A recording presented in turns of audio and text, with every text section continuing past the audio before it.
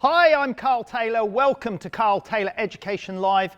Tonight is all about softboxes. Now, this may sound a little bit rudimental. Some of those of you that are a little bit more experienced will obviously know some of what I'm going to explain. This particular episode, we're going to start off for beginners, but we will elevate that through to some more complex theory, inverse square law, looking at grids, looking at different types of softboxes, why we use them. Really, the purpose of tonight's live show is we get a lot of questions about modifiers. You know, everyone wants to know which modifier is the best one to use. Do I use an umbrella? Do I use a para? Do I use a softbox, etc.? So what we formulated in our live shows, I believe we've got another one coming up on using umbrellas. This is going to be a future one. So that's going to be a direct sort of comparison to this one. But I thought it would be a good idea to explain each type of modifier. You've seen us use paras a lot in our tutorials. We know that paras are expensive modifiers. But I suppose softboxes are really the most effective modifier in a value for money term. If you think about what's the best value for money, it's umbrellas. And Ashley is going to run over there and grab that white umbrella for me. And those are probably the cheapest and best value modifier you can get. But they're not the most effective. So let's start off and take a look at that. Here's a white umbrella. And this is what's called a shine-through or a see-through umbrella. So the light will go through this umbrella and come out the other side. We have other umbrellas that are black-coated, silver on the inside, white on the inside. We'll cover that on the umbrella show. But what I wanted to explain first of all is, why softboxes if we can use these? Because essentially, this is diffusing the light that shines through it, comes out the other end just like a softbox with a lovely big white homogeneous area of light. So why not use these alone if they're cheaper? Well, the first and key reason is the fact that softboxes are enclosed. And inside the softbox, we've got a silver surface. So all of the light energy bounces out the front of the softbox. When we use a white see-through umbrella, yes, light will pass through it, as you can see here, but an awful lot of light bounces back off of it and around your studio. So they have a lot of extraneous light bouncing around all over the place that you can't control, which then means you're losing light energy. And if you're losing light energy, then you need more joules or more watts, or whatever you want to call it. So in terms of efficiency, softboxes are better if you want to create a soft, broad, homogeneous light. The other thing with shoot-through umbrellas is they'll probably be a little bit more centric. So the light will be a bit stronger in the center and weaker at the edges. Now that's not a bad thing. I mean, there are actually some modifiers we're going to look at that do that on purpose. But softboxes, I say, are far more efficient. So let's take a look at the design of a softbox first. Let's start with something nice and small, just because we can see what we're doing. Hopefully you can get enough light on me here. So I've got a softbox here on a standard lamp head. I'm going to take this off. I've got to rotate it to get it in the right position to do that. I think it's not in that. I think it's one that's spinning. There we are. So here's a softbox. This is the smallest softbox that Broncolor do. Now we're going to look at other softbox brands as well tonight. Here's a lamp head, and generally speaking, Broncolor make fittings here. This fits on their lamp, but they also make the ring adapter to fit it on Elinchrom, Profoto, other brands of light, and usually other brands of softbox will do the same. And then there's lots of independent brands of softboxes like Interfit, Godox, or Westcott, or whatever, that also have various rings for you to attach to different brands of studio lights. So let's take a look at the softbox design. So we talked about the ring, which is the bit there that is the bit that's necessary to fit onto your particular studio light. These and many other softboxes today just use these metal rods which slot into the ring, like so. You pull those metal rods out to assemble the softbox or to flat pack the softbox, and then they have a Velcro cover and close like so. And then the key factors of the softbox are the front diffusion material, which you can see here, which you can see Velcros on. And then the most important part is the internal diffusion, which is held on a sort of elastic mechanism, sort of floating like a panel in the middle of the softbox, sort of halfway through it, so that the light shines through here. It's diffused first stage here, before it's then again diffused here.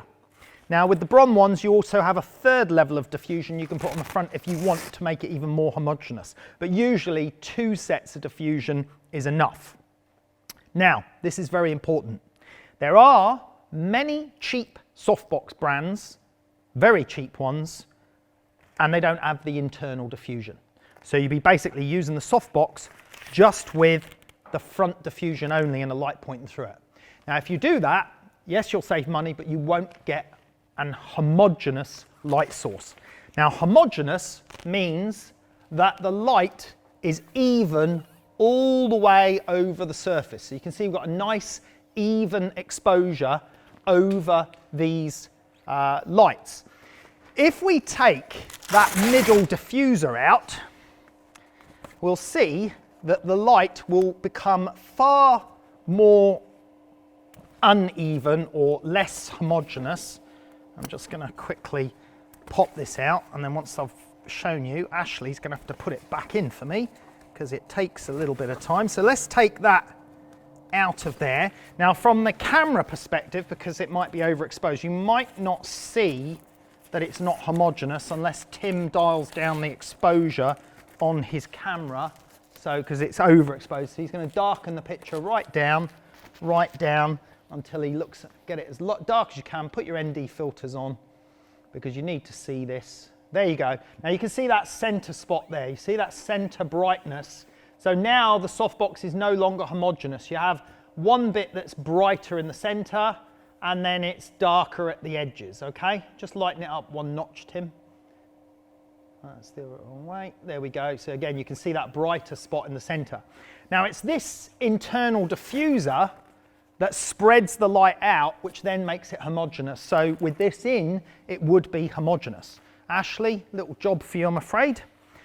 So be careful and be wary of softboxes that don't have the central diffuser in, because you won't be getting really a good quality softbox in the sense of a softbox that is meant to be homogeneous and meant to do a job. So keep that in mind. Now, in terms of other softboxes, if they have the central diffuser, I'm just going to get another brand here because this is quite interesting. I picked up from another photographer colleague of mine today, one of the Pro Photo softboxes, to see if I could do a comparison between the Octabox from Bron and the Pro Photo Octabox. And what I discovered was that they're pretty much identical. If we look at the internal mechanism, they have the same diffuser. You'll notice on this Octabox it's even got a thicker layer of material just here to diffuse the light even further, and it's exactly the same on the Bron one as well. It even uses the same rod cable, the same Velcro system. I mean, to be honest, they're almost identical. So there will be no difference in sort of image quality from this softbox compared to that softbox. Build quality seems pretty similar as well, but on some of the cheaper brands, you may well get a good 2 layers of diffusion, good silver internal part, but then it will come down to the build quality of the softbox. Like how many times can you collapse it, take it apart, put it back together again over and over going out on location, and how long will it stay good? So those are the kind of things we need to think about as well with softboxes. You just get rid of that one for me. Is basically the build quality. Are these things going to last?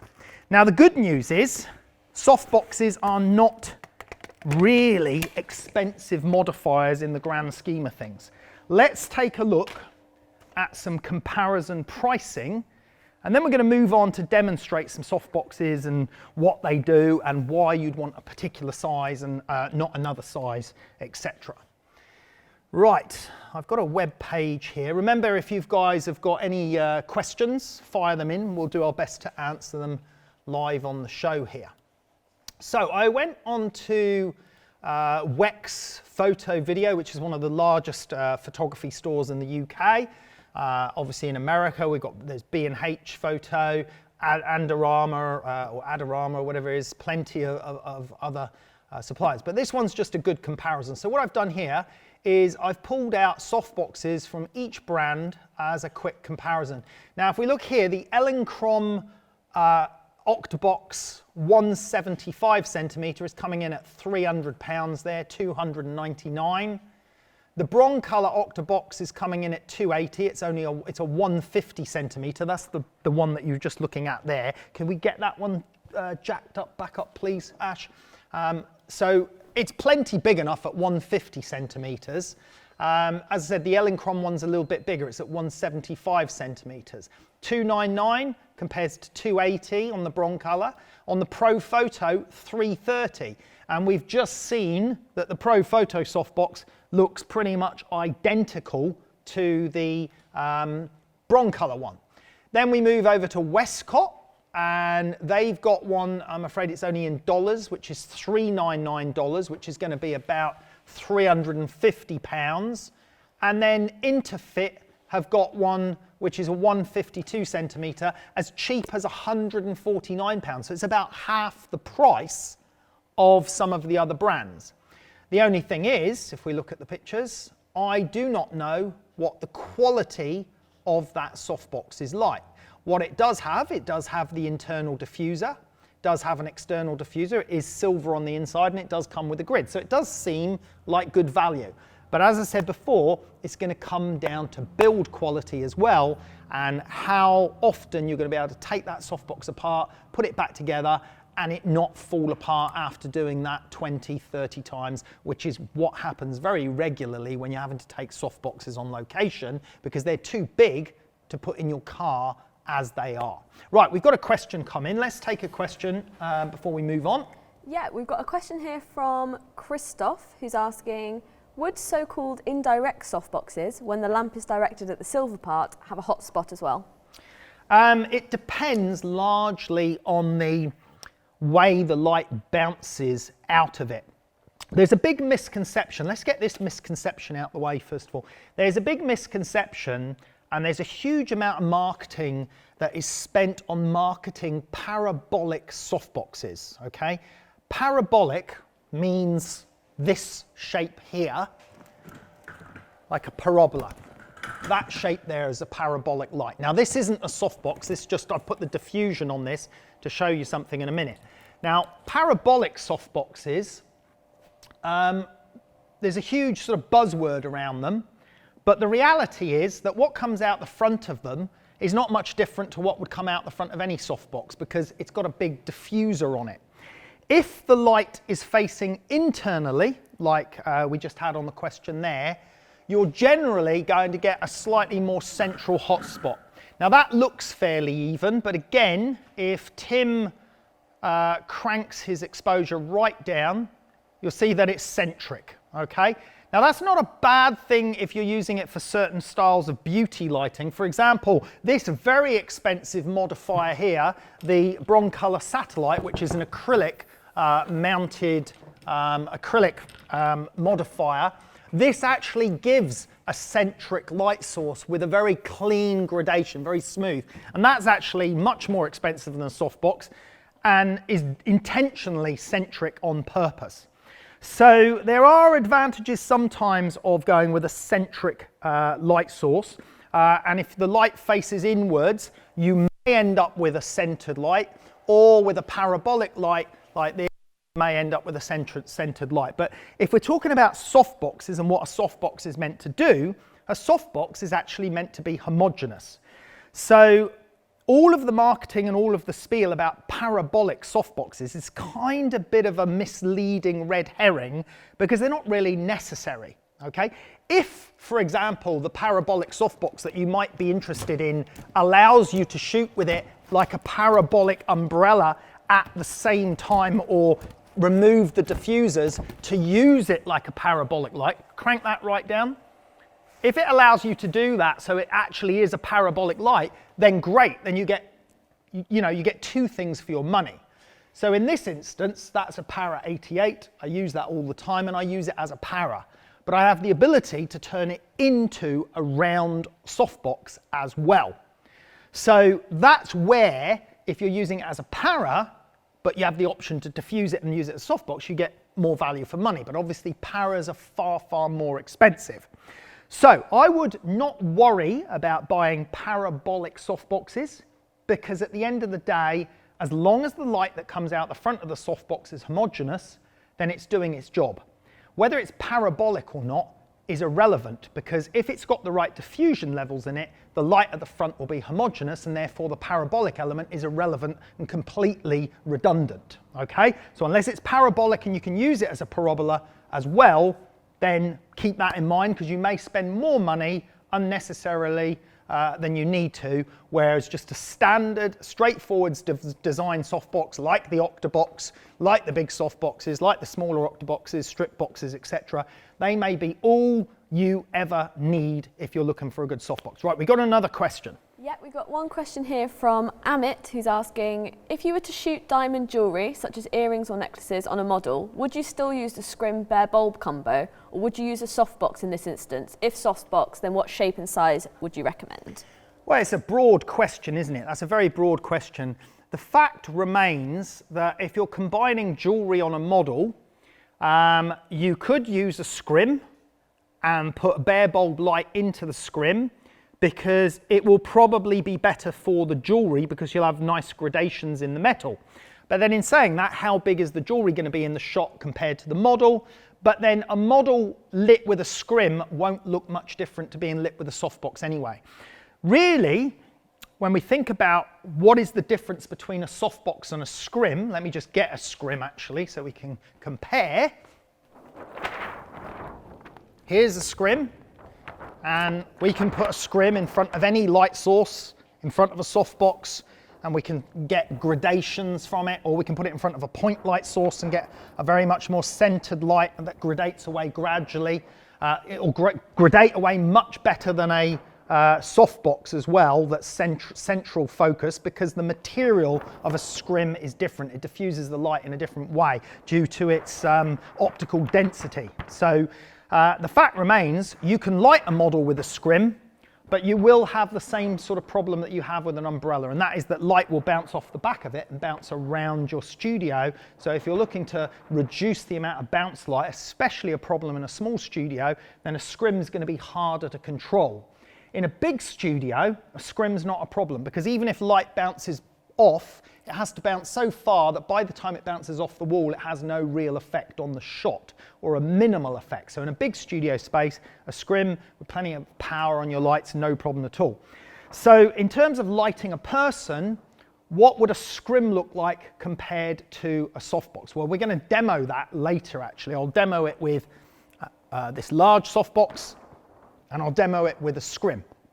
And you'll see that on matte materials, on any matte texture, then there won't barely be any difference at all.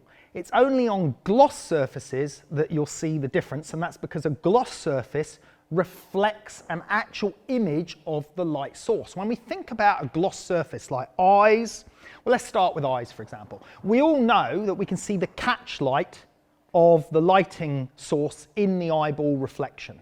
So in your model's eyes, you can sometimes see whether they used a beauty dish, a softbox, or an octabox, etc., etc.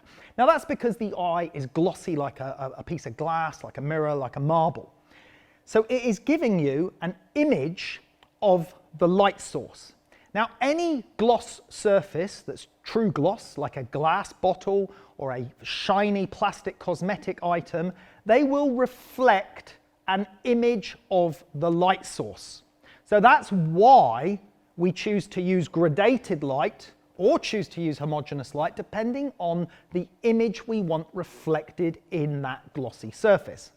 But on a matte surface, like skin, which is actually a slightly luster surface, but on generally matte surfaces, textiles, etc., there is no reflection of the light. The light is diffused by the surface material itself, and therefore you can't really tell what the light source was. So therefore using a scrim on a model will actually result in a very similar shot to a softbox on a model. Okay, we just have to consider the additional bounce back around the studio that you might get from a scrim because it's not enclosed compared to using a softbox.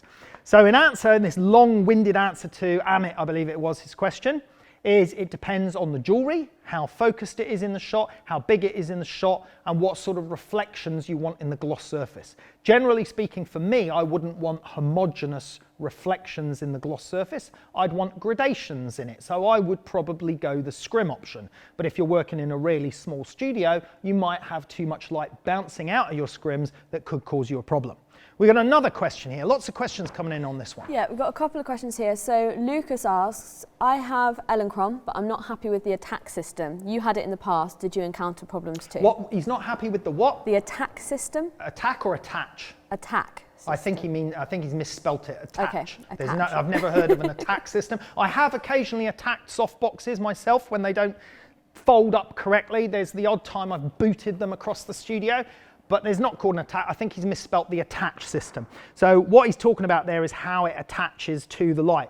Elinchrom have got quite thin, a thin connection with these little cutouts in them, and they bend very easily over time. And I think that's what he's talking about, is that after a while, sometimes you can attach them wrong and then they get bent and they're hard to put on. So yes, the Elinchrom one, you're right, I find it a bit of a problem. The Broncolor one is a nice, big, chunky attach system that I've never had any problems with. The Pro Photo one's a little bit different. It's like a rubber ring with a clamp, almost like a Jubilee clip tightening up system. So they've all got different methods of attaching. I really like the Broncolor ones, although in saying that, sometimes they're hard to line up and you've got to use little tricks like just peel back the Velcro to get a good hold on it, turn it and unlock it, but it is at least a good grip locking system. Another question. Yeah. Calvin asks, Carl talked about the quality of the softbox itself. If I'm using a low quality softbox, does the scrim quality matter? Will a low quality scrim cause weird colour cast? Does it matter? Well, you should never use a scrim that is going to give you a colour cast. They should be as neutral as possible. What you will find, as a general rule of thumb, in all softbox materials, especially the cheaper ones, the colour might not be exactly right.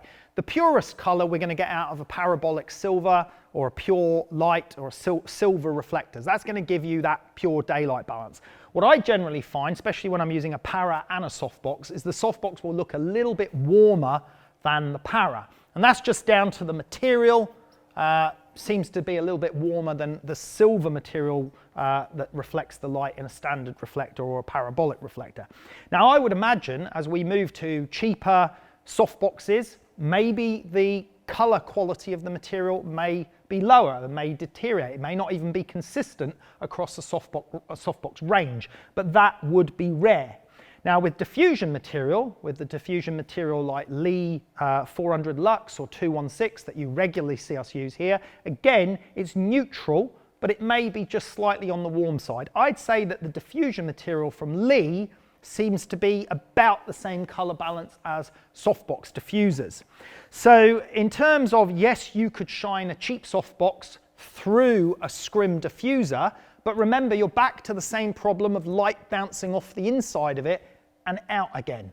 What you could do though, is if you've got a cheap softbox that doesn't have an internal diffuser, is you could potentially make your own internal diffuser with some Lee 216 diffusion material, but it's how you're going to attach it in there to help diffuse the light even further. So there's always workarounds. I mean, I could build myself a softbox from a scrim and make it enclosed and you know, come up with something, but then how am I going to attach it to the light? So there's all different difficulties and different levels of difficulties. What I would say about softboxes is that overall they're really good value for money because they are probably the most used modifier there is. Unfortunately, most people use them incorrectly, which is what we're going to be looking at tonight. Now, given how used they are, and the fact that, as we saw, there's an Octabox there for £150 compared to the Broncolor one at 280, Yes, there's a bit of a price difference, but I wouldn't say that at £280, that's too bad for one of these. And I think the Pro Photo one was about the same. And these two are probably my most used softboxes. So in terms of photographic accessories that you use over and over again, you may be better off just investing that extra $100, $200 and getting yourself a pretty good one. Another question. One last question here from Christopher, who says, I realise that ring lights aren't softboxes, but I don't think I've ever heard you mention them. They are trendy sources and seem to go in and out of style. Any comments? We do use a ring light. Occasionally we use a ring light as a fill-in flash, because the beauty of a ring light is it goes around the lens, so therefore it doesn't cast a shadow. So the light comes out of it exactly on the same parallel as the image as well. So therefore you can use it as a fill in your shots, and it works well. It used to be very trendy for some fashion images to get that ring in the eyes, which you can also do with a para. But yeah, it's kind of, it's only got some particular uses, so it's not that effective. We may do a future episode on ring flashes as a separate thing. Okay, right, let's start looking at what softboxes do. Here's the big misconception is like, why do we have such an array of different size softboxes? We've got an octabox, we've got a big rectangular, we've got a small octabox, we've got a tiny little one, we've got these thin softboxes, then we've got this even taller thin one, and then we've got a kind of mid-size softbox. So what's the best softbox option for you, and which one is going to work best for you? Right, well, the answer is quite simply, and this would be my advice, is buy the biggest one you can afford, okay?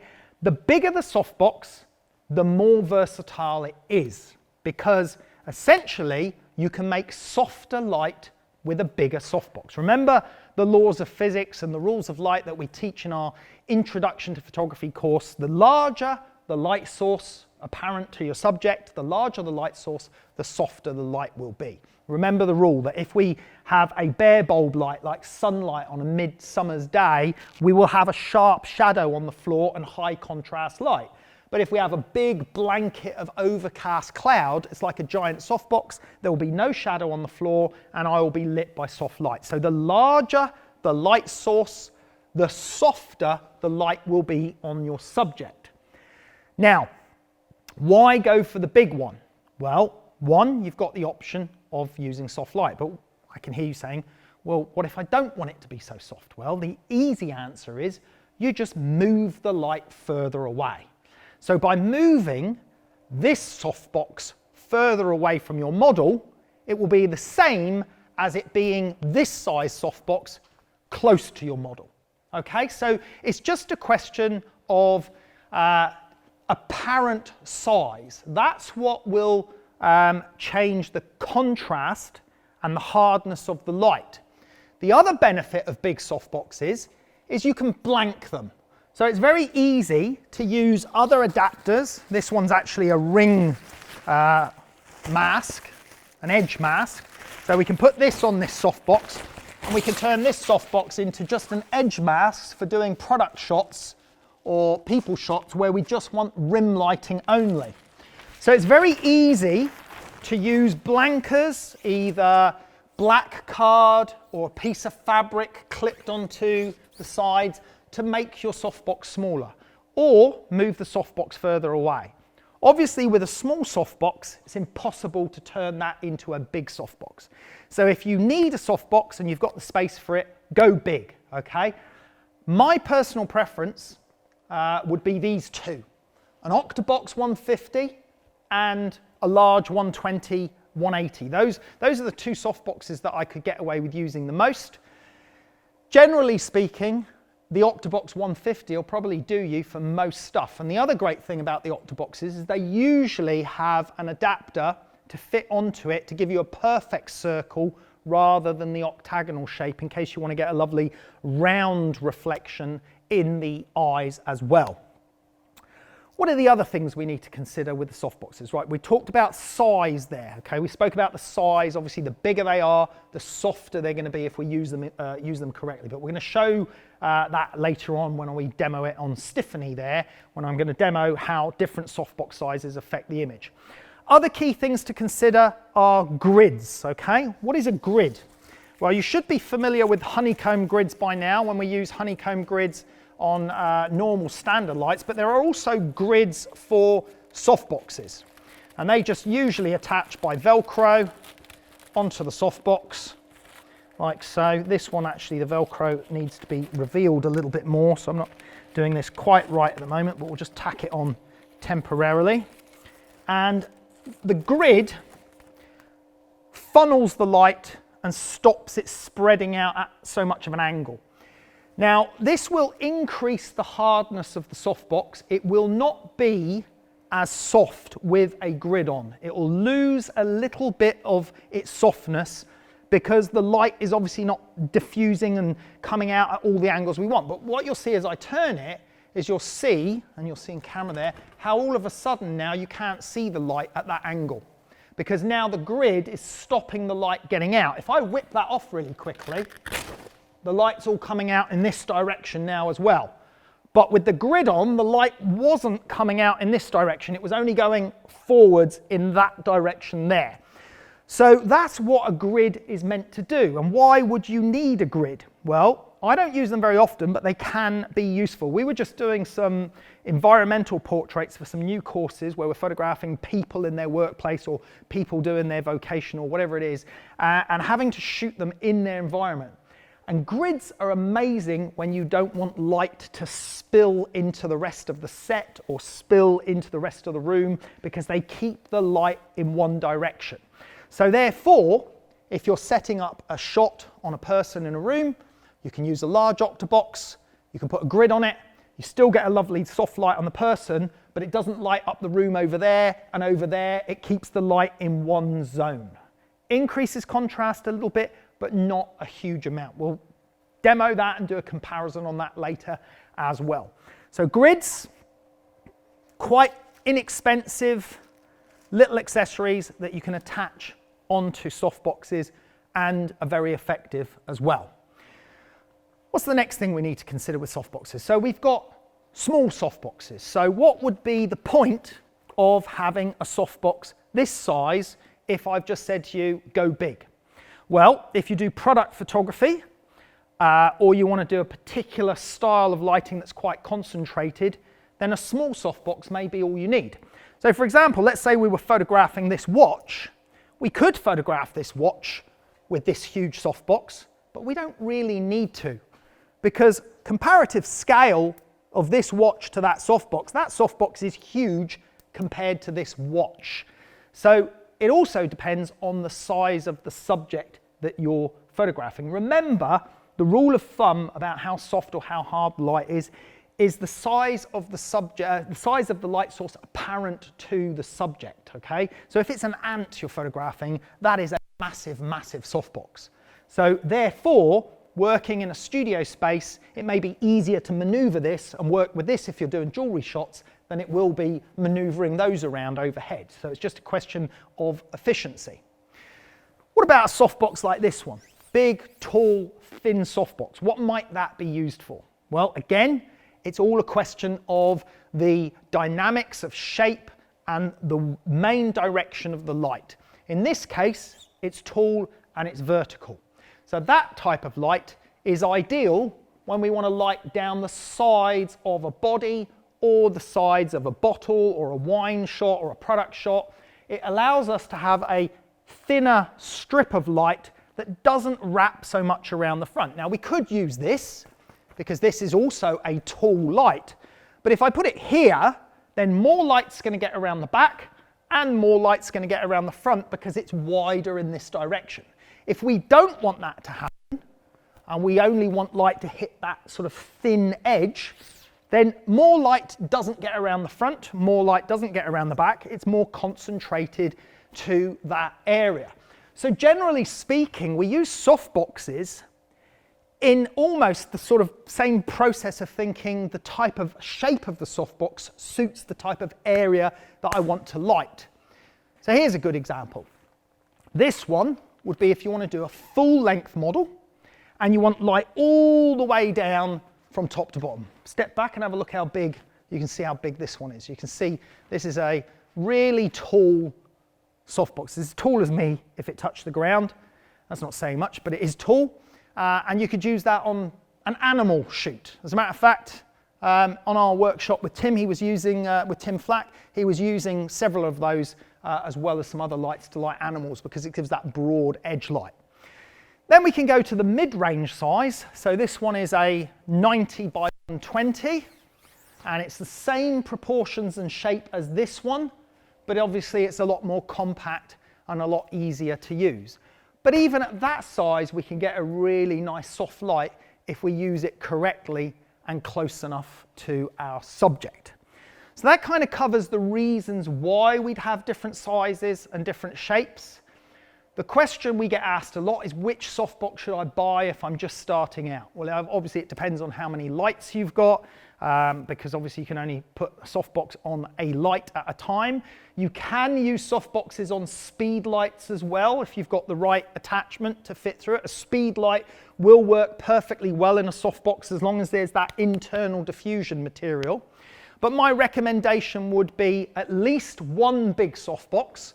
Probably the Octabox 150 is going to be your most commonly used one because it can be used for beauty lighting, it can be used for product, it can be used for portrait.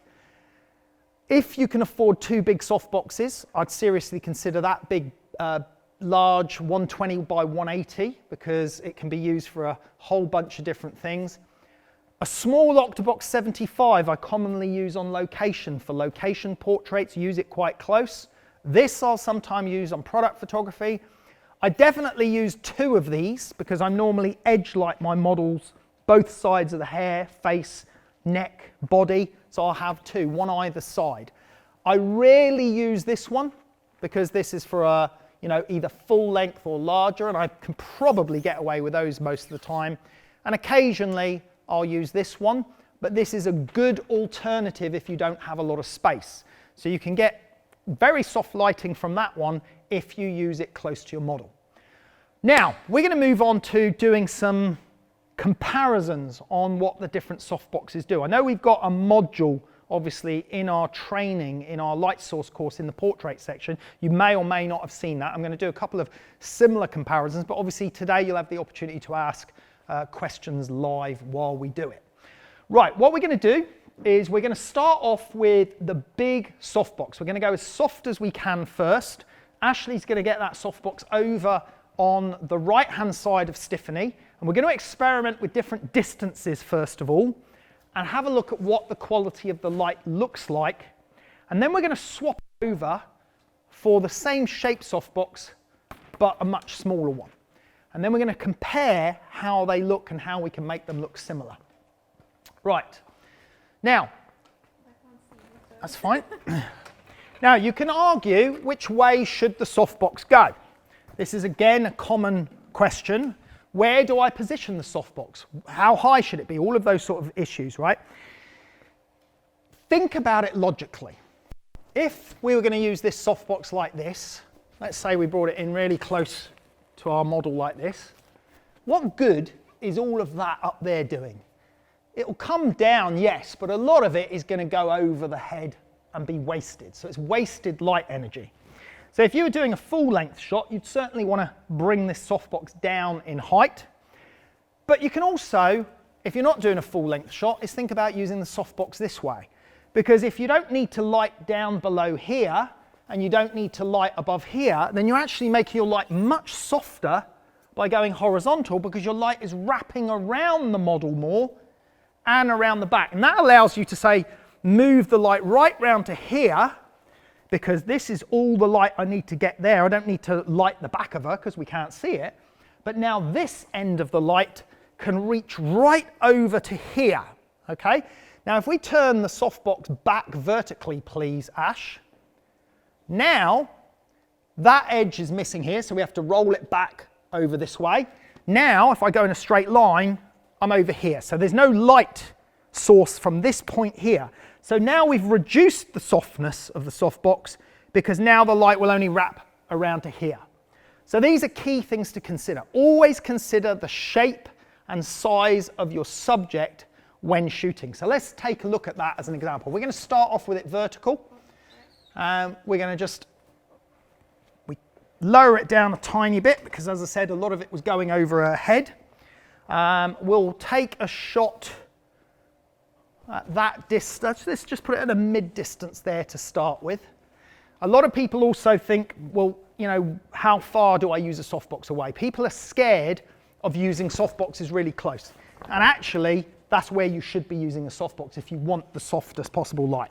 But we'll start off in the sort of standard, if you like, position, if there is such a thing. And we'll take a test shot on that. I'm just going to get a trigger. We've got a question while I'm getting set up here. Yeah, we've got a question here from Stuart who says, does the shape of the light source impact how homogeneous the light is with a softbox? For instance, a speed light versus a studio strobe? A little bit, yes, because the light in a studio light comes out the sides and comes forwards as well, so you're going to get a better bounce around the silver inside. But because of that internal diffusion, a speed light will work. In fact, some of the pro photo lights only have a front face anyway, so their light doesn't bounce out sideways and they still work. So generally, yes, but I would say a studio light will have a slight advantage. Right, let me just get, don't come to my screen yet, I've just got to get some, get the software open. Could you turn the camera on, Ash, and make sure that's all up and running? Oh yes, fire away. Let's get another question. Jaspreet asks, if we want to create a rim light, would a strip softbox be good, or would a grid on a softbox give us a better result to create a rim light? Well, we'll come to rim lighting later because we're actually going to do some rim lighting using the strip softboxes. So his question was whether a strip softbox would be better or using a grid on a softbox. They're probably about the same, to be honest, because we're talking about cutting down the angle that the light can get to the subject. But with rim lighting, depending on the size of your subject, if it's a person, you do want a taller softbox for you to be able to illuminate from top to bottom on the subject. Right, let's just make this folder, softboxes. And other options, of course, are that you don't even need to use softboxes for rim lights. You can actually use P70 and standard reflectors as well. There are other options, but they obviously won't be quite as soft. Right, let's get back to standard settings on here. Get back to 100 ISO. Let me shrink this web browser down. Right, let's see, everything's set to 0. So I'm just shooting it into the focus software just so we get a nice, good, clear picture. Camera's on. Now, these, just so you know, these lights aren't going to fire. They're not going to do anything because the slave cell is off. The only light that's going to fire is this one. I think that one is off as well. So the only light that's going to fire is a softbox. These lights are also going to have no effect on my shot because I'm going to use a shutter speed that is fast enough to cut the modelling light out. But this is very, very important when you do your studio shots. Take your test shot without the flash trigger on so you can see if the modelling light's having any effect. We're going to shoot at f11, I think, to start with. Let's go for f11. Put it on power 5 for me, please, Ash. And I'm going to take a test shot. There's the flash firing on power 5. And there we go. There's Stephanie, beautifully lit, nice and soft, simple softbox lighting. So the first thing we're going to do, and we should do for any shoot, whether it's product, model, whatever, take your trigger off, take another shot the same, and see if there's any light on your subject. No, she's completely black. There's nothing there because my shutter speed is fast enough to cut out the modelling light. The modelling light being this thing. Put the modelling light on full power, please, because it's on low. Right, now let's do it again. So if I was using the modelling light on full power, is it still going to be sufficient to cut out Stephanie? Yes, it is. So we now know that my modelling light is having no effect on my picture whatsoever. And this is really important because if I had accidentally shot with a shutter speed too low, I'm going to drop my shutter speed down to 90th now. Now let's have a look. So there's no flash, but now Stephanie's got a little bit of light on her. And obviously the lower I go, the more light from the modelling lamp is going to hit Stephanie and cause a problem. That's going to cause extra warmth in the colour balance that we don't want because we're polluting our main flash lighting with the modelling lamp and we don't want to do that. So Make sure that your shutter speed is sufficient. Now on this camera I can sync at any speed, so I'm going to take it right up to 3/50th of a second. I could take it up to 1,000th if I wanted. But if you're working on a 35mm camera, Canon, Nikon, Olympus, etc., if you've got a sync speed of 200th of a second or 2/50th, take it right up to its top sync speed and do a check first of all.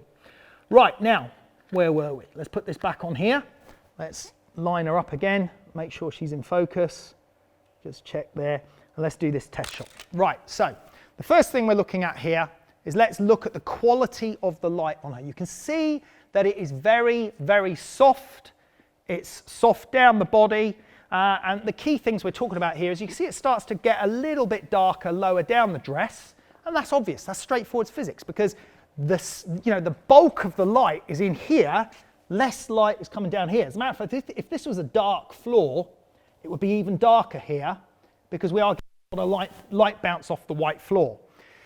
But by and large, it's a nice broad light all the way down our subject. Let's zoom in on her face, and the reason we're using Stiffany is because I want to get consistency in each shot, because if we use a real model, then slight move of the head, slight tilt, and the result will be different. At least with the mannequin, we can see exactly shot for shot if it's the same. If we need a real model, we've got one over there. She's just sat there in waiting if necessary.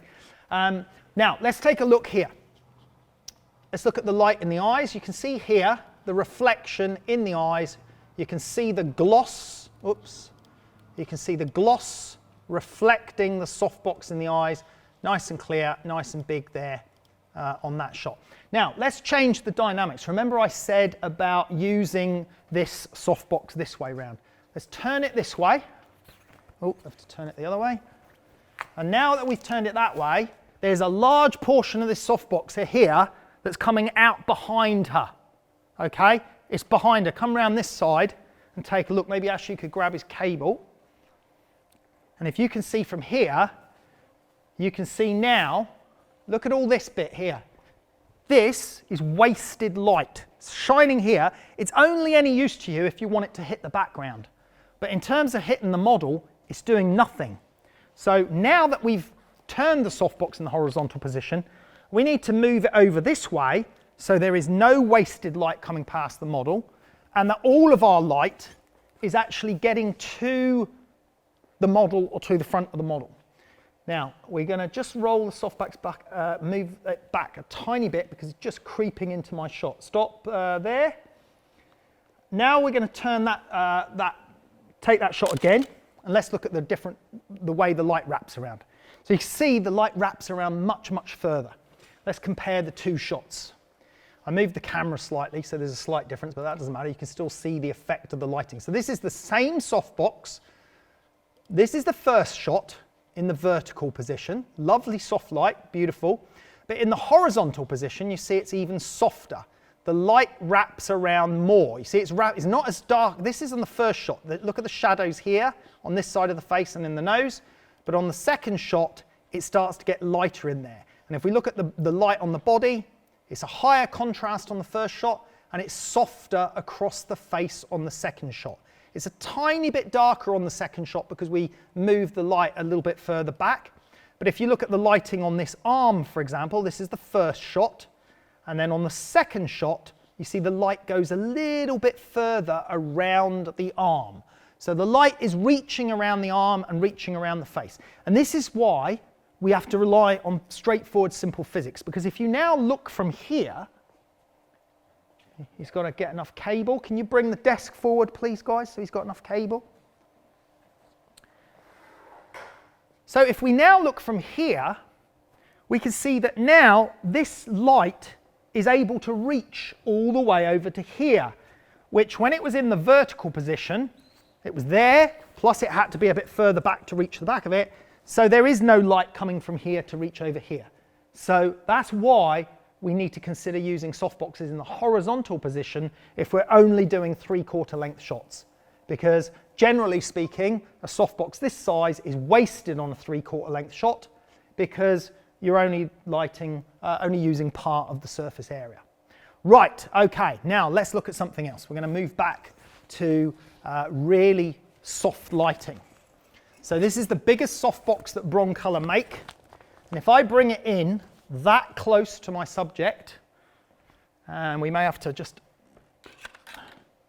I'll leave it there, it doesn't matter if it's in picture, but take a stop off of it please, Ash. All right, so we're going to take this shot. Oh, did the flash fire? It did, right. We took a stop off the light, which is a little bit too much. Add 4/10 back on. Okay, and we're going to take another shot.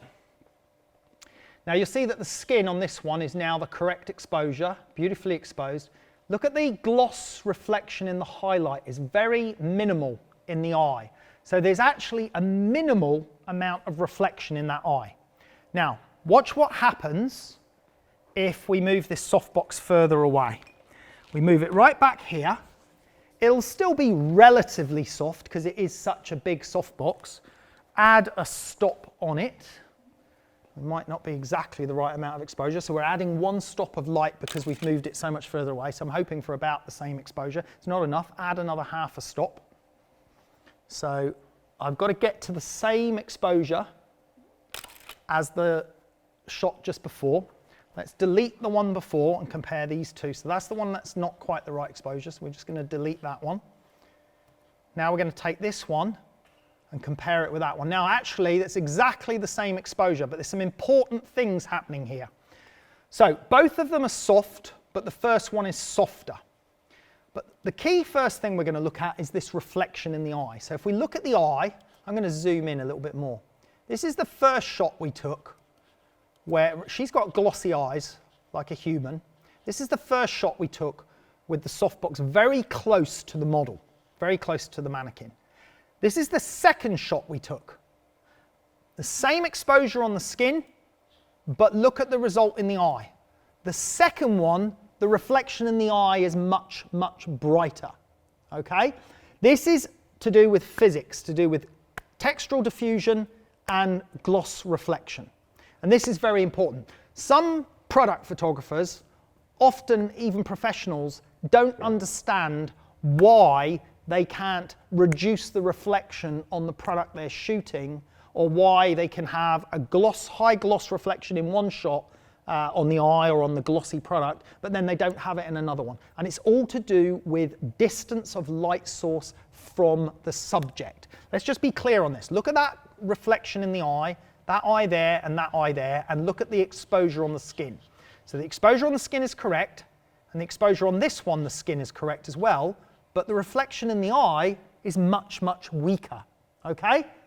Can you see that? You have to be able to see that. I'm sure you can see it. Let's look at it one more time. Flick to the next shot. The reflection in the eye is brighter, but the skin is actually the same exposure. Why is that? Right, I'm going to explain to you exactly why that is, but I'm going to take this question first. Yeah, we've got a few people in the comments saying how great our matte skinned mannequin is and asking where you got it from. I bought it online from Amazon, and I think it came, I don't know, I just ordered it on Amazon. I can't even remember the name of it, but I did a bit of searching. There's loads of them come up on Amazon. She's got no hair, she's bald as a coot like me, so we bought a wig. She's got one of our other dresses on, so she doesn't look that good normally. She comes on a glass plate with a little stand holding her leg, and I think her butt's a bit small for my liking, but there we go. Right, next question. That's it. That's it, right, okay. So we were talking about why the eye has got a higher gloss reflection in one shot compared to the other, and yet the skin is the same exposure in both. Okay, let's explain. What is a gloss reflection? Could you get a mirror, please? If you think about its purest form, the highest gloss reflection we could get is a mirror. Imagine the world's most perfect mirror, the most perfect gloss mirror, perfectly clean mirror. Not this one, but you'll get the idea. This is reflecting the light source, okay? So if I shine this at that softbox, you'll see the softbox in it. There you go, I'll get half of it in there, right?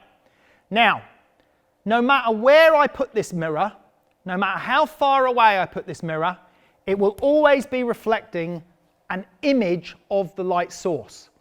Now, if we omit and do not consider atmospheric humidity or any other particles in the atmosphere, no matter how far away I move this mirror, the brightness of the light in that mirror coming towards you will be exactly the same. It will be the same, no matter what, okay? But on the skin, on a matte surface, it won't be, because the matte surface diffuses the light away in different directions. So therefore, as we move the softbox closer or further away, the exposure on the skin will change, but the exposure in the eye on the gloss remains the same. So if we have to adjust exposure for the skin by moving the softbox in close, then we're darkening the image down, and therefore we're darkening that perfect gloss reflection of the light source down. Okay, so it's just basically how these two materials work. One diffuses light, one reflects a perfect image for it. Now, if we have to darken the exposure down because of the skin, we're darkening the exposure of the gloss in the eye at the same time when we've got the softbox really close. But when we move the softbox further away, we get the correct exposure for the skin, but we've increased the brightness of the gloss. So you can see, as in the result we've got there, we've got the very soft reflection in the eye on one shot, and then we've got exactly the same exposure on the skin on this shot, but a much brighter reflection. And that is an absolutely key factor when dealing with gloss surfaces and matte surfaces, and it's especially important in product photography. You know, if you want to reduce reflections in eyes, then yeah, fine, bring your softbox in really close to your subject, to your model. But if you want to reduce the reflection relative to the exposure on a matte surface, consider your light distance from your subject. Now, that's the first thing we need to look at in terms of using this softbox at a different position. If we go back to the full shot, there's the softbox really close, and you can see how soft it is on our model, lovely and soft all the way down there. Here it's quite soft as well. You can see the exposure on the model is exactly the same, but why is the rest of it different? Well, it's quite simple. Inverse square law. What's happening is that in moving the light further away, the fall off power of the light, remember the way light falls off. When light emanates out of a light source, the power of that light changes dramatically over the first shorter period of distance. And then as the distance increases, the strength of the light almost kind of evens out a little bit. So what that means is that by moving that further away, the strength of the light here is more similar to the strength of the light here. But when we've got the softbox really close to the model, the strength of the light here is massively different to the strength of the light here. Hence why, in the second shot, the background is much, much lighter than in the first shot. So here the background's darker, and here the background's brighter. So the fall off of the power of the light is different based on the distance. That's inverse square law. You can look it up on Wikipedia, or you can watch one of our other live shows where I think we cover it in more detail. But essentially, keep these things in mind. If you're shooting a model with a softbox and you're thinking, hey, my background is getting way too much light, you've got a couple of choices. You can move your model further away from your background, or you can move your light really close to your model, and then when you get the exposure right for your model, your background will actually be much, much darker. If you've got the opposite problem, where you want the background to be lighter, then you can move your lights further away from your model, and then that will result in the background being lighter relative to the model. And you can see there's a huge difference. So the model's the same exposure, but there's a huge difference in the background exposure. Even though we use the same light, exactly the same softbox, all we did was move it a few feet further away, and that's the huge resulting difference that it gave. Now, while we're on that subject, while we're on the subject of inverse square law, we're going to now move on to using different size softboxes to get the same effect. So essentially, this softbox is the same shape as that one over there. If you go and get that one, please, Ash, get that one ready. So this is the same format shape as the next softbox that Ash is going to get. But from Stephanie's point of view, how big is this softbox? Well, it's not as big as if it was right next to her. Now, because it's a little bit further away, it's smaller. And what we have to do is we have to figure out what size. So what I need you to do, Ash, is bring that softbox in front of this one, please. Okay, so this stands a little bit high for this one. So we've just got a Cirrus light on this one on a monoblock. So that doesn't matter, we'll get to the same exposure level, but we do need to get to the same height and same position.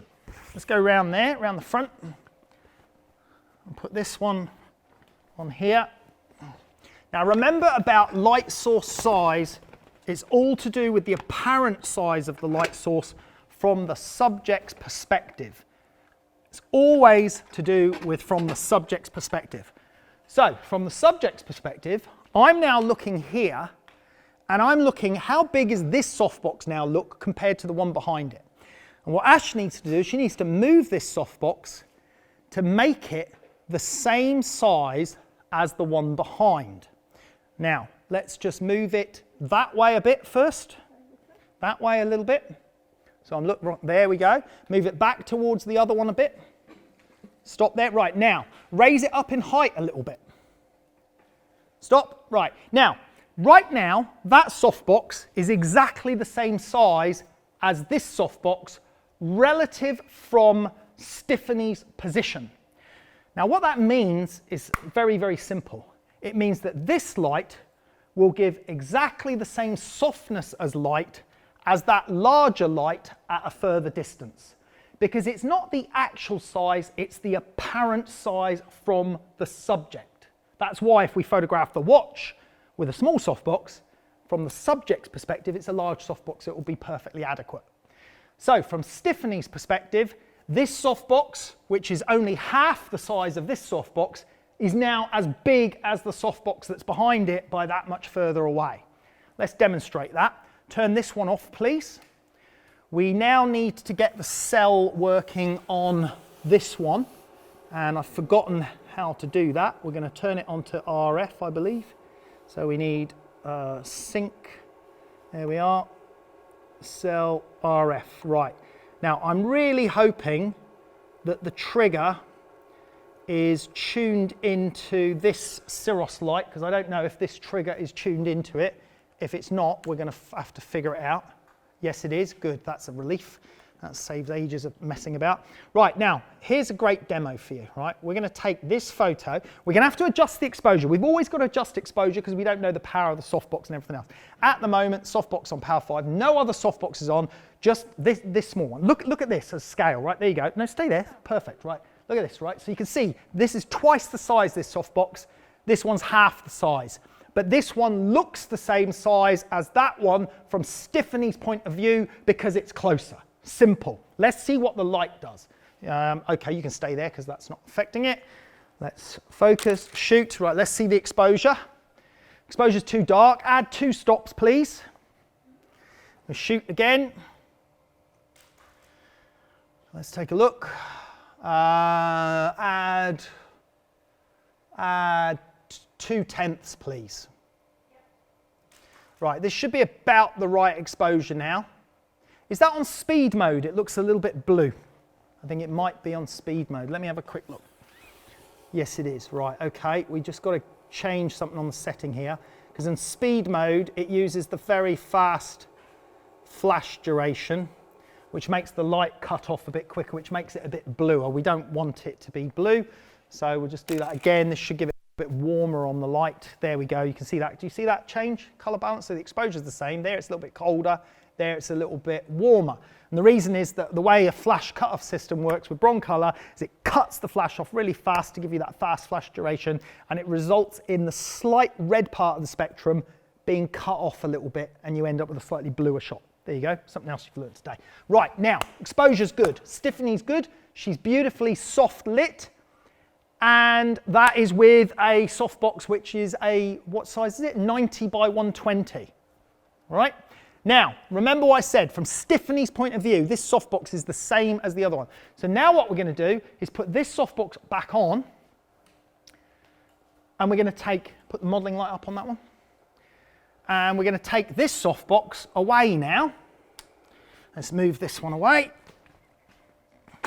So from Tiffany's point of view, this softbox is now the same size as the first softbox. So the light will be exactly as soft and the same, although we don't know the power. What power we got there? Sorry? 5.9. What power were we on the Cirrus? Okay, put the, we'll do a test shot first then. That one's off. We'll just see how close the exposure is. And we can't make the assessment on this until the exposure's right. It's a little bit under. If I compare the skin tones here, as a matter of fact, let's take some measurement values to get this absolutely spot on. So if I leave the measurement value there, I don't know if you can see that, but that says 180, 164, 150. And on the next one, it's 160. So go up half a stop. We're going to take that. So we need to get 180 in that red channel. Yeah, 183. Go down 1/10. So we're going to be very close on this. 180, 165, 148. And let's jump back to the shot before. 180, 164, 150. So very, very close. So these two shots here I'm going to delete because they are not the correct exposure. We now have the first softbox that we shot, the smaller softbox that was closer to Tiffany. And then we have the larger softbox. Now look at the lighting on Tiffany's face. It's virtually identical. The catch lights on the neck, let's have a look here. Look at these catch lights on the neck. Virtually identical, little bit of a shift in them. That's actually the smaller softbox, and it looks actually softer, but the light's spreading up. Maybe just a slight tilt on the angle of the light. Could be that it wasn't exactly the same size. Let's move over to the face. Very, very similar. Here we go from there to there. Let's just let that one load, that one to that one. The catch light in the eyes on the first shot, remember, is going to be weaker because the softbox was closer. So let's explore that first of all. There's the first smaller softbox closer, and then there's the second softbox further away. You can see the catch light is bigger. But the skin tones are exactly the same exposure. The shadows are very, very similar. I'm flicking between the two here right now, and you can see that that lighting looks almost identical on both shots, okay? Now that is with two completely different size softboxes. Let's flick between them here. That one, that one. Look at it. The lighting is nigh on identical in both shots, even though we had two completely different size softboxes, because it's the apparent size of the light source from your subject's position that matters, not the size of the light source itself. So the lighting on Tiffany is pretty much identical. But going back to the inverse square law, what you'll notice is the difference in the background. Because of the fall off of light, the light falls off more quickly in power. So when the light's closer, the light reaching the background is actually weaker relative to the model. But when we use a light from further away, then the fall off is more gradual. So therefore the light on the background in the softbox that was further away is almost a very light grey, off-white colour. With the smaller softbox, it's quite a dark grey colour. So this is very, very important to keep in mind. So you can use medium-sized softboxes. Bring that one back out. You can use medium-sized softboxes, and bring it right over here, please, Ash. That are much, much smaller. As I said, this one's probably a half, maybe even a third of the size. Actually, I think it's about a third of the size of that, because if you take the height of this is 90, and this one is, what is this one? 120 by 180. So this is 120 here, and that's 90. So yeah, it is half. So it's half the size, but at the right distance, it gives exactly the same softness of light. Obviously, this one could be softer than this if we brought it closer, but you can see that you can still get perfectly soft light out of a softbox this size if you use it really close to your model.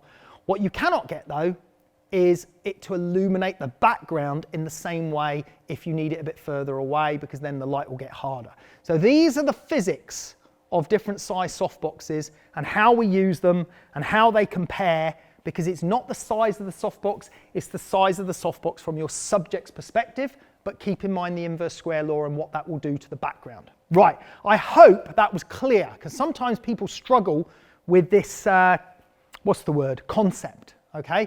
But it's not a concept, it's fact. It's scientific, factual physics of light stuff. question then, Emma. Yeah, we've got a question here from Ethan who asks, do the silver stands that you use cope with all the soft boxes you have with no give, even when attached to a boom arm? Does he mean the C stands? Or does I'm not quite sure, to be honest. All right. We've got the other ones today, over there. yeah. So we do have other silver stands, but these are C stands, which are very strong, rigid. This is the low Avenger stand. Avenger's made by Manfrotto now. Yeah, they're good lighting stands, but they're a lot heavier and they don't pack up as easy. So if you're going on location, the other ones fold up smaller. We use C stands for holding all sorts of different stuff, but they can be perfectly used for light stands as well. Was that his question? That was about it, right. No. Oh, the boom arm, yeah. You can put boom arms on them, but if you put a big softbox like that with a mono light on the end of the boom arm, you're definitely going to have to put a sandbag on the other end of the boom arm to stop it tipping over. But you'd have to do that with pretty much any light. Another question.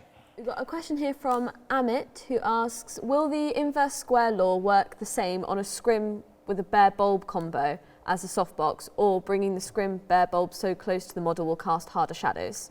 Look, the inverse square law works no matter what, okay? It works more. The inverse square law, if you take it to its very fundamentals, is based on a point light source. So the sun is a point light source, just massive point light source. So a bare bulb on its own, no softbox, no scrim, that's where you will see the effect of the inverse square law the most, because the light, the way the light is coming from a point light source, that's where it will be. But you will see the effect of an inverse square law no matter what you do. It's only to do with distance, okay? So distance of light from your subject. If it's diffused by a softbox or a scrim, the inverse square law is kind of dampened down a little bit, but it's still there as you just saw. So no matter what light you use, if you use it close or use it further, the inverse square law is going to apply and will have an effect on the background, etc., etc. The difference is if you bounce the light into a white umbrella or into a scrim, you're going to have additional light bouncing around the studio that may light your background further, okay? That's the simple physics of it. In a softbox, that light can't go out the back of the light, it can only go forwards. So less extraneous light is bouncing around the studio. Simple physics, okay? If you've got a bare bulb light here and a scrim there, then lots of light is going to bounce around your studio, and how much comes back into your scene is dependent on how big your studio is. Because how big your studio is affects the inverse square law as well, because it's how far that light has to travel before it bounces back again. In a small, tiny box studio with white walls, lots of light's going to bounce back again, and it's going to affect the shadow density of your subject. Not always a bad thing. Sometimes you want to do that. Sometimes we build a smaller studio to actually create that effect. In a big studio or a small studio that's painted black, then you don't get any bounce back. Okay? Another question. One last question here from Alejandro, who's asking, what would be the difference with a light with only acrylic and diffuser paper versus a softbox? A light with acrylic. Yes, I'm not sure if it's like, when we shine it through grab acrylic. the little mini box over there on the shelf, please, Ash. So you can get some soft boxes that are actually called light boxes that aren't made of fabric, they're made of acrylic. So the front surface of them is actually white opal acrylic. Now these were very popular amongst product photographers. You don't need to turn it on, it's all right. These were very popular amongst product photographers. This is a softbox, small one albeit, but that bit's solid. And inside is a set of internal diffusion baffles, so this is perfectly homogeneous. Now this is about as homogeneous as you can get, and there is no ruffles or dodgy sort of Velcro bits that aren't. This is perfect square. So if you need a perfect illumination on a glossy product, you want a homogeneous illumination, then this is the type of light. And some of the pro manufacturers make these in bigger sizes as well, but they're very heavy and they're very expensive compared to a softbox. Okay, right, we're all good on that. Right, so I hope everyone's with me so far on the distance versus gloss reflection versus matte reflection versus inverse square law fall off, and you've kind of got your head around that. Right, what we're going to do now is we're going to move on to grids, okay? And then we're going to move on to a couple of the other softboxes to show you what they do. So what we're going to do is we're going to switch to a smaller softbox. If you make that one go away, make this one go away. We're going to start with a nice little compact Octabox 75, which we can then compare on our model. But then we're going to show you it with a grid as well, because a grid has a huge difference on that. I'll let you get that one out of the way first. Got another question while we're setting up here. Yeah, Jas Spreet is asking, do you recommend painting a small studio with dark grey or black paint? Which colour's best? I'd recommend painting it white and having drawstring curtains in black to black it out when you need to. The problem then would be the ceiling. A white ceiling can be very useful in a small studio for bouncing light, but it can be a nuisance as well if you don't want to bounce light. So if you can rig up some way of having a black panel that you can Velcro to the ceiling, then that can actually be, you know, really useful to you. So I'd say stick with white, but find a way to black it out as well. Right, okay, we're going to use this reasonably close to Stephanie, slightly from above. Here's a little tip for you with your softboxes, okay? You can light sideways because people are familiar with light coming through a window sideways, and it looks okay, it can look flattering. Do not light like that very often. Urs Recker does it now and again, but he usually only does it when he tilts his model's head down. If you're going to use underlighting, you've got to be very careful because it's not a natural way of lighting. So softbox lighting generally is going to come down or parallel.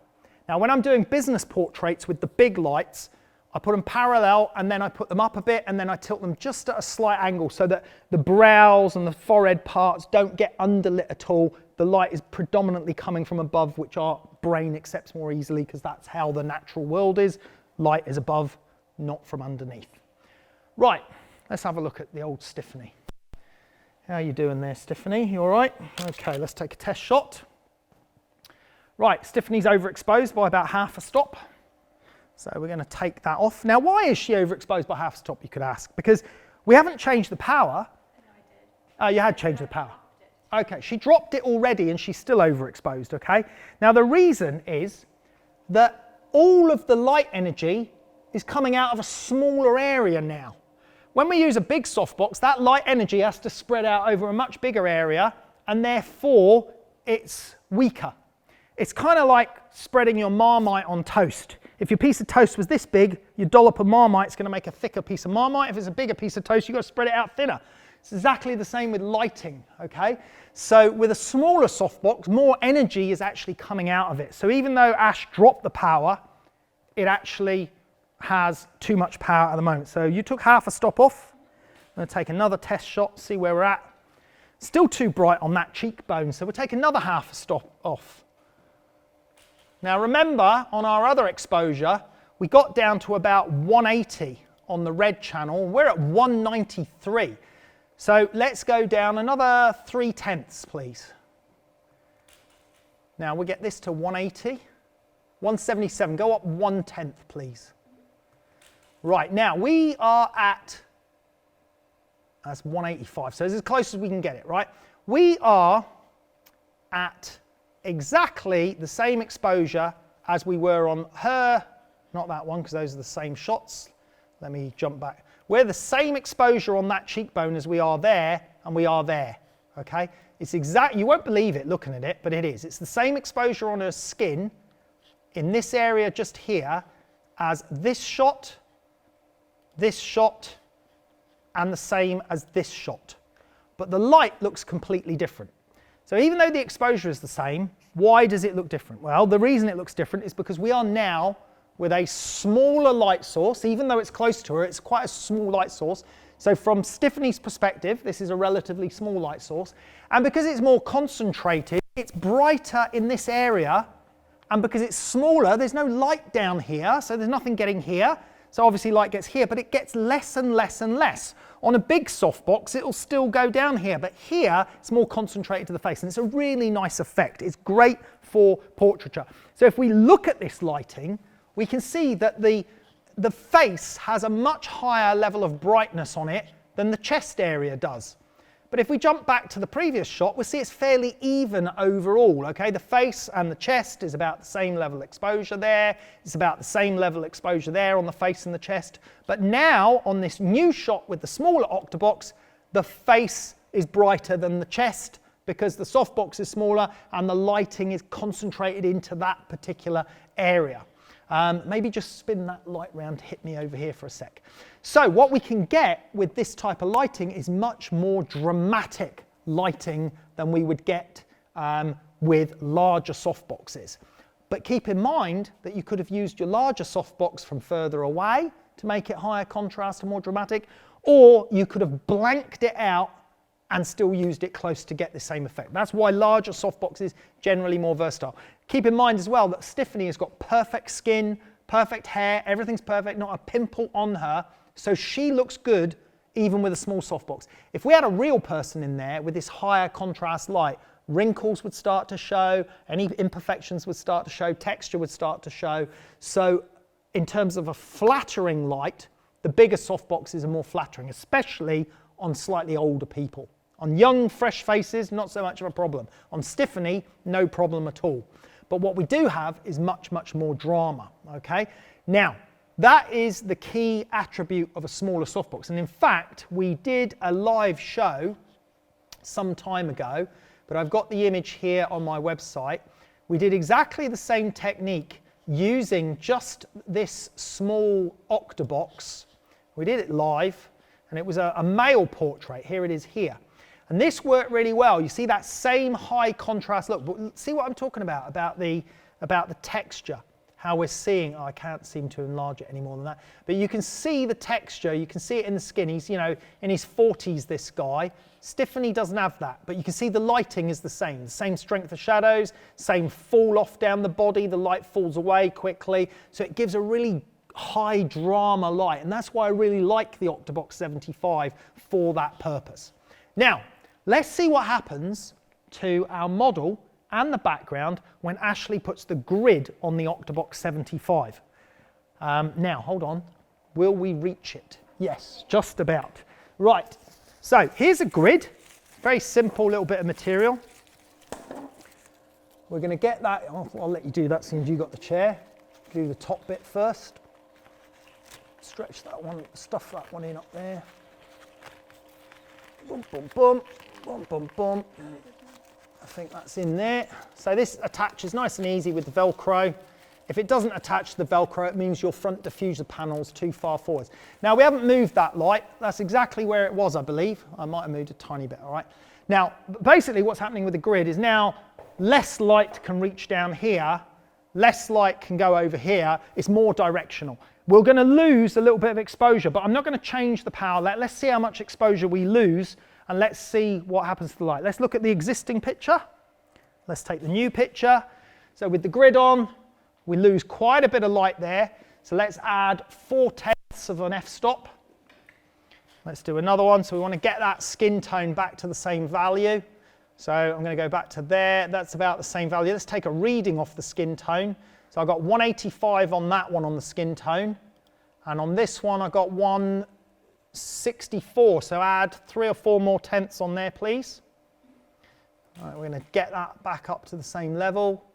187 compared to 185. So that's pretty close, okay? So if we look at the two, look at what happens to the light on the background. So she is now the same exposure. That's that shot there and that shot there. Let me just turn the thing off a moment. Well, actually, I'll turn it on. I'm just going to move it over here. So there, the background's reading 45, 47, and 49. But on this one, it's reading 51, 55. So we've got about half a stop extra hitting the top of the background. So we can see this change. We've also created a gradient of light. So if we look at the bottom left of the shot down here, you can see it's getting darker and going darker, and then it gets darker at the bottom. And if we jump back 2 shots, it was sort of more even brighter at the top. And it's all just, again, to do with the simple physics of how light is funneling out of that grid on the softbox. But if we look at the light on the model herself, let's zoom in. Let's get right in on her face. I'm going to go maybe 1 click closer, actually. Let's look at the contrast. So this is with the grid, and that's without the grid. So it's slightly softer. You can only just see it, but it is slightly softer. That's the harder one. That one's slightly softer, but it's only a tiny amount. So the grid isn't having a huge impact on the hardness. It would if we moved it further away, because then obviously the sort of angle the light's getting out would change. But as it is in its current position, we lost a bit of power in light, but we reduced light spilling around the rest of the studio. And that's where they can be very useful. And you'll see in these new environmental portrait classes that we've got coming soon, how grids can be really effective when you're working on location, because you can stop light spilling to other areas of the room that you don't want it to. Right, so that's demonstrated grids, sizes of softbox, and how even smaller softboxes can be very effective at adding drama to our shot, and even more drama when we use them with grids. We're going to now move on, before we wrap it up, to look at some more of the specialized softboxes. We're going to go to strip boxes now. We're going to take 2 strip boxes, nice and simple. I'm going to show you what we do with these. We're going to show them even first, and then I'm going to wrap one round the side a little bit more. So we're going to bring that one over to here. We'll probably plug into. I'll plug into the same pack if we can. Let me just get this one over here. Yep, same position other side. So what I'm doing here is I'm backlighting the model. You can use a strip box around the side if you want as well, no problem at all. So I'm going to probably come to there, but it depends how much light you want. You know, the way the light is going to bounce off of the skin or off the arm is dependent on the angle it's coming from. So more light will get round here if this softbox here, but if I put it here, more light's going to skim off it into camera and less is going to get round the front. We'll look at that comparison in a second.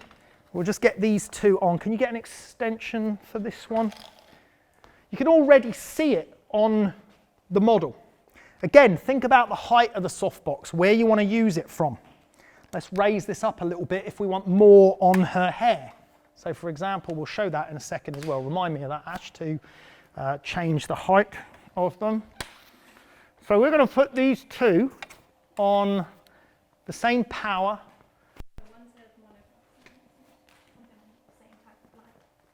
Oh, I see. Right, no, it doesn't matter. Right, so let's just do a test shot. We'll see what we've got. No other packs are on, just the one pack. Only one light fired though, I think. No, both lights fired. Now look at that problem that we've got there. The problem is one light's well overexposed, but we have got a problem of flare here. Turn that one down 2 stops, please. Dump the power. Right, now let's have a look. So we're getting rim lighting here. The one on the right is still too bright. Take a stop off of it.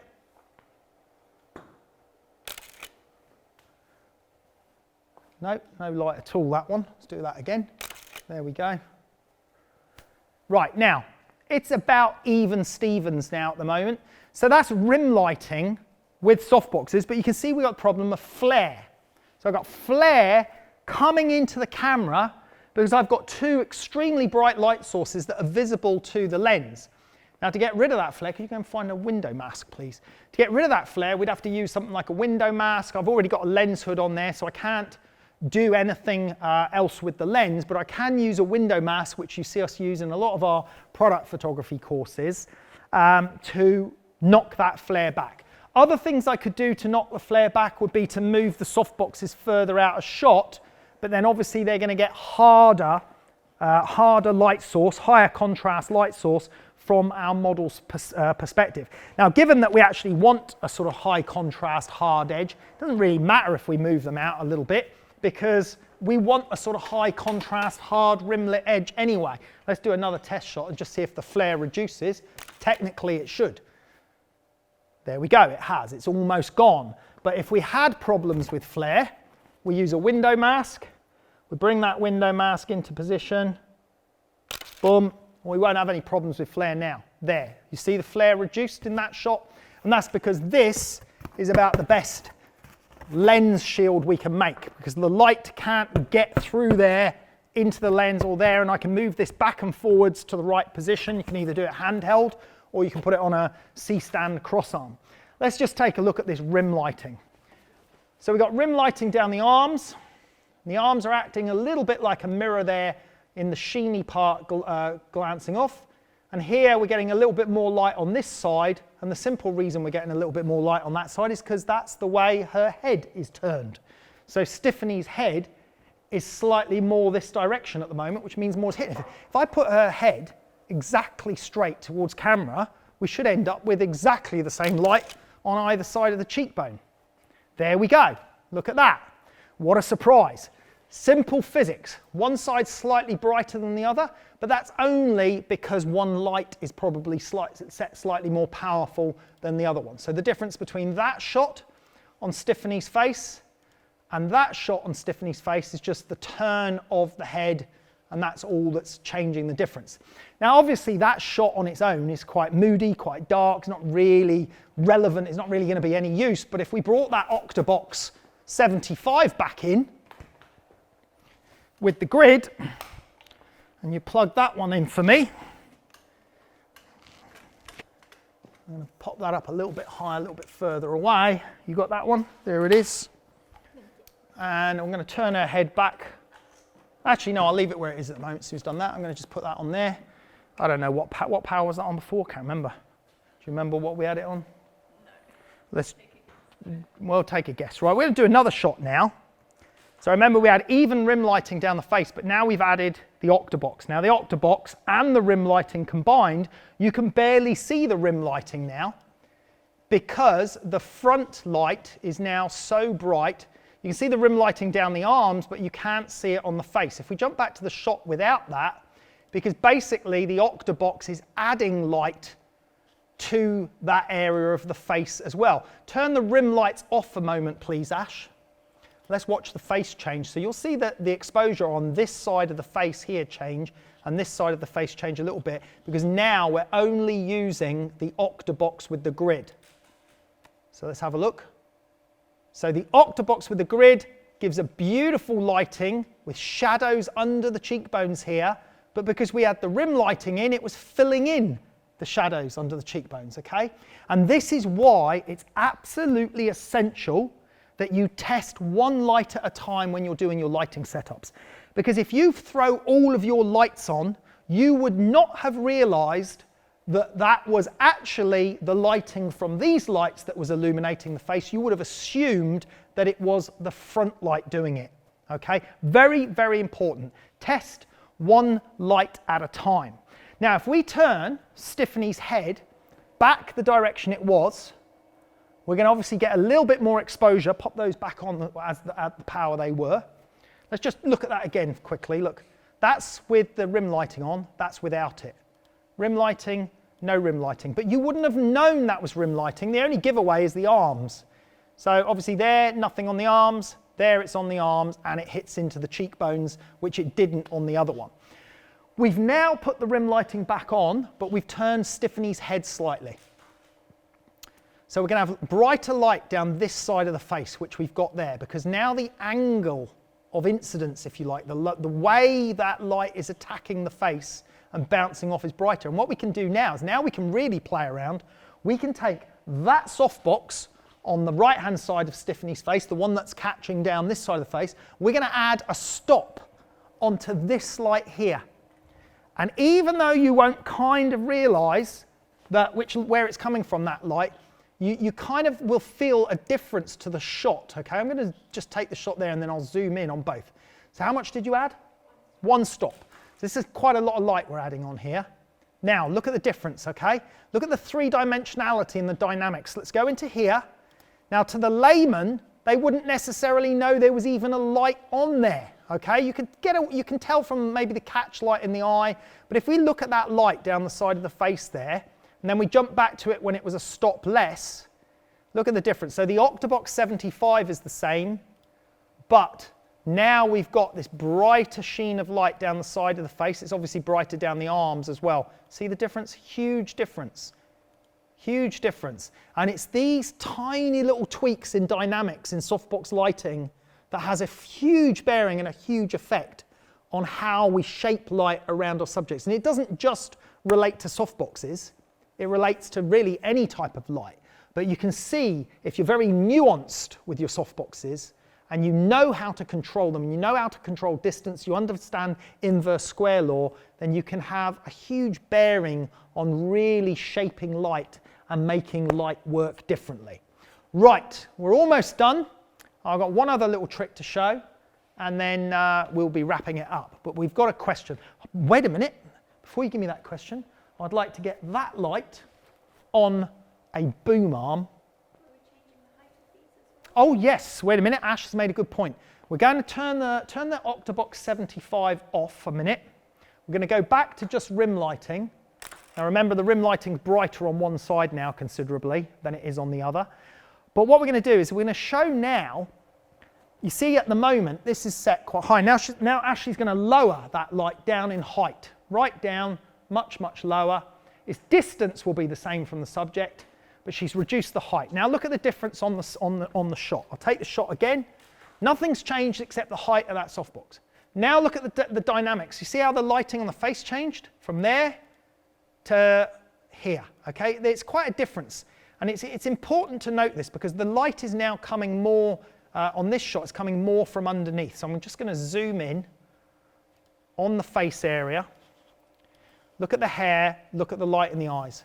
That was the first one, it's higher up. It comes up higher up the hair here. And on the second one, it comes lower down the hair here. So it's not lighting up in this area anymore. It's only lighting down there. Go the opposite way now, Ash. Now take it up much, much higher. So from lower to higher. If I zoom back out on the shot, you'd probably see it a little bit easier. Flick there, flick there. So no exposure change, but directional change. Now she's gone up higher, so more light's getting over the top. The slight downside with this is that this is now further away from there. So what I tend to do is tilt it over. So we tilt it over a little bit and we move it in because now this bit's a little bit further away, so we compromise and we go into here. So effectively we've now got the same power, but we've got a much higher position. Now what we'll have is that light getting over the top of the hair more. Boom, there you go, okay? So slight changes. Look at the light on the hair here, that one, compared to the previous one. It's down there and it's down there. And that's only by moving the softbox that much and giving it a slight tilt, okay? So you can see what we've done, just a small change. But it's these little details, these little nuanced details in your lighting that's going to make you a master craftsman at lighting and controlling light. Understanding the physics of light is fundamental to your success as a studio lighting photographer. Let's take a question. Ash is just going to set up one more light for our last test and then we're pretty much done, but I think this has been a very good demonstration so far. What have we got there, Emma? Yeah, we've got a couple of questions here. Jaspreet is saying, I use Elinchrom FX200 lights with a small to medium sized softbox, but I'm not able to open the aperture more. So, as I want to maintain the shadow fall off in my shot, I close my lights close to the subject, but it goes overexposed. What do you recommend? To put another diffuser in front of the light or to use an ND? Well, if they're only 200 joule lights, why can't he close his aperture down more? I'm using 2,000, 3,000 joule lights here, and I'm at 100 ISO, and I'm shooting at f11. So you should have no problem with 200 joule lights shutting your aperture down to f11 to reduce the power of your light. Unless you intentionally want to shoot with a very shallow depth of field, which means you're going to use a wide aperture like 1.4 or 1.8. And if you're doing that, you're going to really struggle to get your lights down to a low enough power, so you don't worry about the light. Put a 3-stop neutral density glass filter on the camera. So you put an ND filter, not an ND grad, a solid ND high quality glass filter on the lens. And you cut the light out there that then allows you to open the aperture up for those shallow depth of field shots there. There's always a way. Okay, you can either ND the light with an ND gel, bit more fiddly, or you can ND neutral density, the actual camera lens to cut light out. That's essentially it. Next question? Yeah, Gregory asks, can you give a recommendation on how many lights and modifiers you need in your studio for portrait, fashion and product sessions, for key lights, rim lights, etc.? Well, I wouldn't work with less than 4. I mean, I've taken some really cool shots with 1 light, 2 lights. There are ways and times where you only need that much, you know. But there are instances sometimes where I need 12 lights, so I just use what I need to use to get the job done. But most of the time I would say the average is 4. I need a key light, a couple of edge lights and a fill light. 4 lights I can get round probably 70% of my workflow, 4 lights or less. For that remaining, the next 10-20% of my workflow, I need 6 lights. And then for the odd 10% to 5%, I occasionally need 8+ lights to do the job properly. And those are more specialist little point light sources and different types of modifiers. If you've got 4 lights, a couple of big softboxes, a couple of strip lights like this, and a bunch of standard reflectors like the P70 with lots of honeycomb grid sets, and you'll pretty much do everything you need to do. As a matter of fact, in these new environmental portrait classes that we filmed last week, those we demonstrate perfectly what you can do with 3 or 4 lights with a mix of softboxes and grids. So look out for those soon. Okay, and we've got one last question here from Christoph, who asks, how do you fill shadows with coloured gel lighting so the shadows appear tinted? Well, it's simple, okay? We covered this in another show, but I'll explain it again. Look at the physics of what's going on here, right? In this model right now is the shadow, okay? If we actually look, let's go back to one of the other shots here where we can see a bit more detail in the shadow. So that is shadow there, okay, in her face. That's shadow. What does shadow mean? Well, a shadow is where no light is getting to. So if she was in space, floating near the space station, or actually further away than the space station, we had this lighting set up on her, this shadow would be pitch black on that side because no light would be getting in there.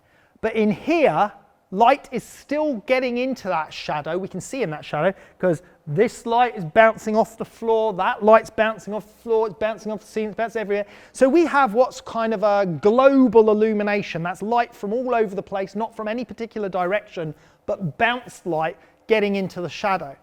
So if it's global light or bounced illumination that's getting into the shadow, you can add global illumination by just pointing a light into the ceiling that the subject cannot see directly. So imagine a bare bulb light facing away. Stephanie wouldn't be able to see the bulb, she'd only see the back of the lamp, but the studio would be able to see that light and it would hit the ceiling, hit the walls and bounce everywhere.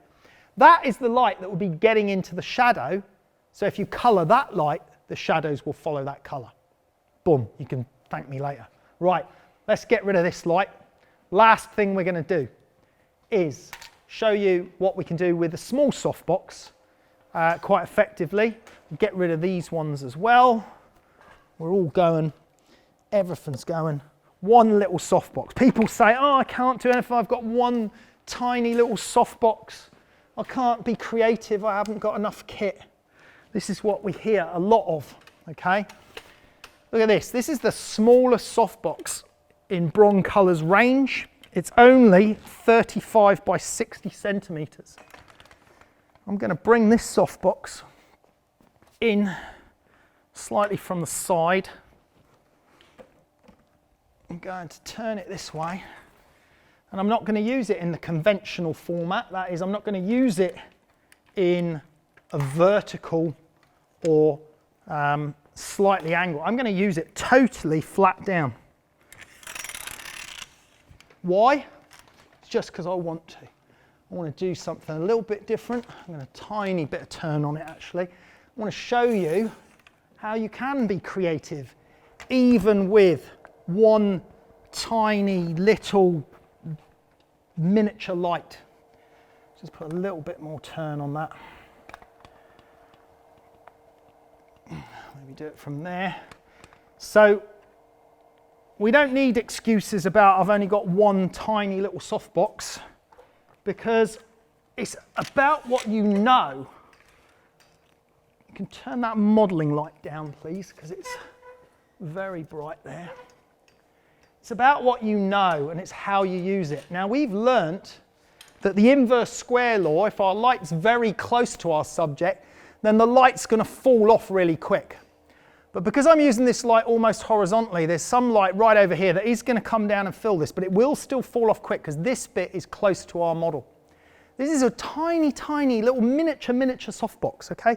Nothing to it. Our background is going to be almost black with this softbox because of the inverse square law, because it's a small light, it's very close to our subject, so therefore not much light is going to get to the background. One, because it's small. Two, because it's so close to the exposure on the model means it's going to be darker on the background, as you can see there. All right, so you can see straight away we've got quite an interesting light source on our model. A top lighting, not too far off a beauty light or a beauty dish, especially if we turn her head in the same direction. And if we adjusted our shooting position, we put her more into a sort of fashion-like pose, and I move this into a more concentrated portrait shot or a head shot like you'd have on a sort of magazine cover. I'm going to refocus in there. We should be able to emulate the light, not of a para or a beauty dish exactly, but not a million miles off, given that we're just using one tiny softbox. We have that beautiful gradation under the cheekbones there, the way that falls off, just like it would with a beauty dish or with a para.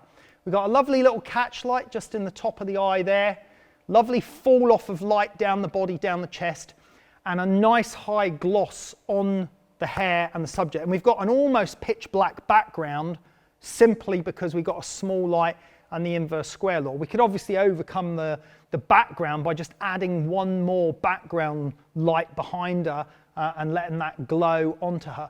So there is always something you can do. The thing is, people just don't realise that you can use softboxes really close to your model. And in 90% of the cases, you should be using your softboxes really close to your subject.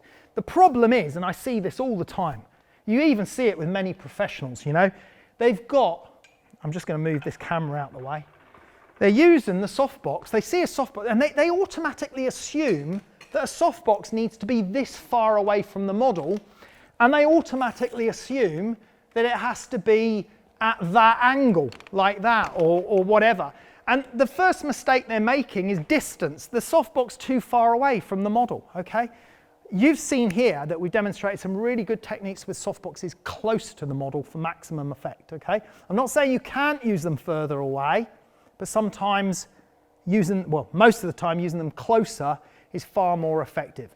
So even with a tiny little softbox, we can still do something quite creative and add one more light in there, and we have a background glow, and we've got a whole another ball game going on.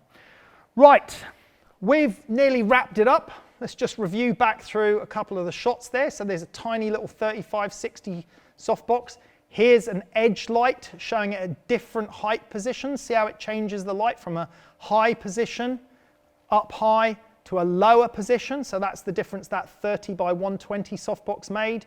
Then we see the difference here between, I think it was a gridded, oh no, this was a softbox with a 35-60, a 65 or 75 octabox, but with the strip light down the side of the face at the same time. There's a stop less on the strip light down the side of the face. And then here is no strip lights either side, just the octabox 75, but nice and close for that dramatic look. That's the one with the grid on it. And then I believe back somewhere there was one without the grid on, but oh no, we got the rim lighting here. So we're showing the rim lighting when you've got perfect symmetry, so therefore it's hitting the cheekbones either side, and if the head's slightly turned one direction, it's slightly different. Here's back where we started messing around with the grid and without the grid on the octabox 75. Very effective light, the octabox 75, even though it's a small light. Very effective if you use it close to your subject. So you know you can still get amazing effects with it. And then we go really soft light with these big, huge soft boxes right close up to the model, alongside her, which gives a very, very soft light as well. And again, you can see it here. So a broad soft light going all the way down the body because it's a much bigger light and it's illuminating further down that part of the body. Doesn't have quite the same drama as our Octabox 75, but you can see how beautiful and soft the light can be when we use it really, really close to our subject. Right, I hope you enjoyed that show. I thoroughly enjoyed it. It's great to go over these different techniques with softboxes. They are the most common modifier, and tonight's show hopefully gave you a great idea and great example of how you can use them to best effect. I'm Carl Taylor. We'll see you on the next live show.